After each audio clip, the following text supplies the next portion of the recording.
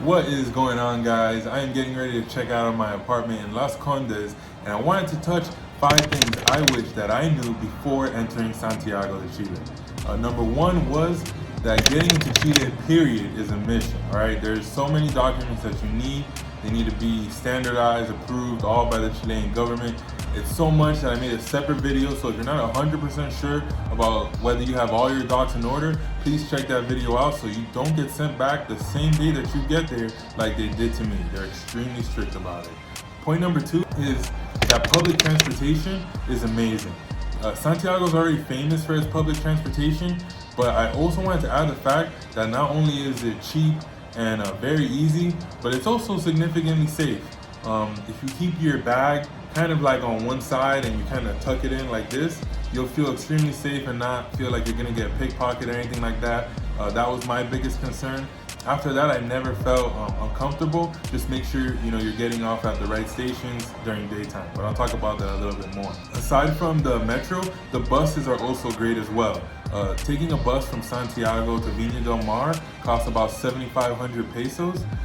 If you're taking the bus, which is extremely comfortable with AC and sometimes they even have chargers, versus using the app Didi, which is a little bit more affordable than Uber, it cost me about 90,000 to go to Viña del Mar, and they were the same exact time frame, about 2 hours, an hour and 45 minutes. Okay, so the metro is great, buses are great, and walking is also amazing as well. The sidewalks are very wide. There's always like lit crosswalks. So Santiago is a very commuter friendly city, and it's something that you should know before going in there, before spending a lot of money on renting a car or constant Ubers. It'll add up a lot quicker than if you use public transportation. And many times, especially during traffic hour, public transportation is quicker if you know your way around and you position yourself correctly. Which is another point I wanted to mention. Choosing your stay wisely, all right?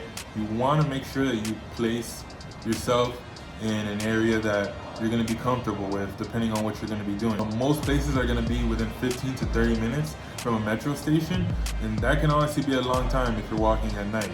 Some areas, like where I'm at right now, Las Condes, are very well lit, the sidewalks are very wide, and there's kind of like a witness in every block, because every apartment building or hotel have like a security guard outside. So it feels a lot safer than when I was walking in a great neighborhood like San Miguel that was just a lot darker, or when I was in Unoa.